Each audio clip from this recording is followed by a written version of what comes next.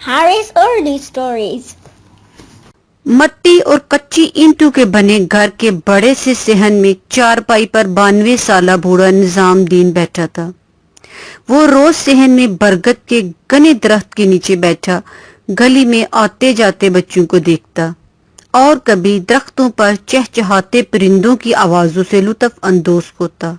वहाँ सब घरों के सहन खुले और दीवारें छोटी छोटी थी। साथ वाले घर के एक दरख्त पर चिड़िया के 3 बच्चे थे। निजामुद्दीन रोज उन्हें दिलचस्पी से देखता कि किस तरह चिड़िया अपने बच्चों को उड़ना सिखा रही थी। 3-4 दिन की कोशिश और मेहनत के बाद चिड़िया के बच्चों ने उड़ना सीख लिया। एक दिन चिड़िया के बच्चे दाना चुगने के लिए छोटी दीवार पर बैठे थे कि उस घर के एक फर्द ने जाल डाला और चिड़िया के बच्चों को पकड़कर पिंजरे में बंद कर दिया। उस आदमी ने सिर्फ अपने बच्चों की खुशी के लिए चिड़िया के बच्चों को उनकी माँ से जुदा कर दिया।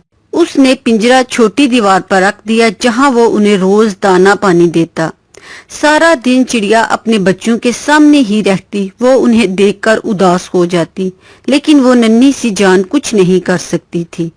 निजामुद्दीन रोज ये मंजर देखता। उसका दिल चाहता कि वो पिंजरे का दरवाजा खोलकर बच्चों को आजाद कर दे, लेकिन वो ऐसा ना कर सका। एक दिन उसने देखा कि चिड़िया अपने बच्चों के पिंजरे के इर्द गिर्द घूमती रहती है और फिर अपने बच्चों से अपनी जुबान में कुछ कहती। वो गर्मियों की एक तपती दोपहर थी जब बूढ़ा निजामुद्दीन दरख्त के नीचे लेटा था। उसने देखा कि चिड़िया के बच्चे पिंजरे से बाहर निकलने की कोशिश कर रहे हैं। शायद चिड़िया पिछले कुछ दिनों से बच्चों को बाहर निकलने का तरीका बता रही थी। पिंजरे की एक सलाख उखड़ी हुई थी। चिड़िया ने पूरी कुव्वत से सलाख को अपनी जगह से थोड़ा पीछे हटाया और अपने बच्चों को बाहर निकलने का रास्ता दिखाया। चिड़िया के बच्चों ने बाहर निकलने की पूरी कोशिश की, लेकिन वो नाकाम हो गए क्योंकि बाहर निकलते हुए उन्हें लोहे की सलाख चुभ जाती थी। 3 दिन इसी कोशिश में गुजर गए। घर का मालिक जब भी दाना पानी डालने आता तो सलाख को दोबारा अपनी जगह पर रख देता। बिल आखिर एक दिन पूरी तगोदो के बाद चिड़िया का एक बच्चा पिंजरे से बाहर आ गया। चिड़िया के साथ साथ निजामुद्दीन के कमजोर चेहरे पर भी खुशी की लहर दौड़ गई।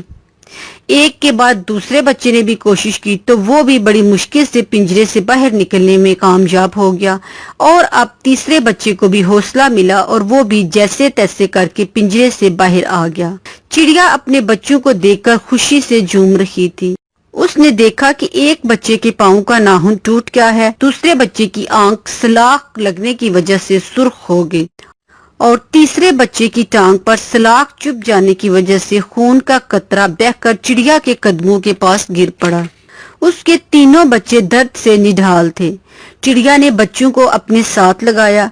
निजामुद्दीन ने चिड़िया के चेहरे पर खुशी और दुख के तासुर देखे तो उसे लगा जैसे वो अपने बच्चों को सीने से लगाए ये कह रही हो कि मेरे बच्चों, रिहाई के लिए ऐसे ही खून बहता है, जान जाती है, दुख सहने पड़ते हैं कि आजादी ऐसे ही नहीं मिलती, इसकी कीमत अदा करनी पड़ती है। अब बूढ़ा निजामुद्दीन आंखें बंद किए 73 साल पीछे माजी में चला गया, जब उसने भी रिहाई पाने के लिए अपने माँ बाप, बहन भाई और अपना सब कुछ खो दिया था। उसने कपकपाते हाथ आसमान की तरफ बुलंद किए और उसकी बूढ़ी सुर्ख आंखें आंसू से भर गईं। उसने गहरा सांस लेते हुए अल्लाह का शुक्र अदा किया कि वो आजाद फिजा में जी रहा है। वो अपना बहुत कुछ खो देने के बाद भी यही कह रहा था कि आजादी बहुत बड़ी नेमत है। अल्लाह ताला हमारे वतन की हिफाजत करे और हमारे परचम को हमेशा सर बुलंद रखे। पाकिस्तान जिंदाबाद। अगर आप मेरा वीडियो पसंद आ गया, मेरा चैनल जरूर सब्सक्राइब करिए। शुक्रिया।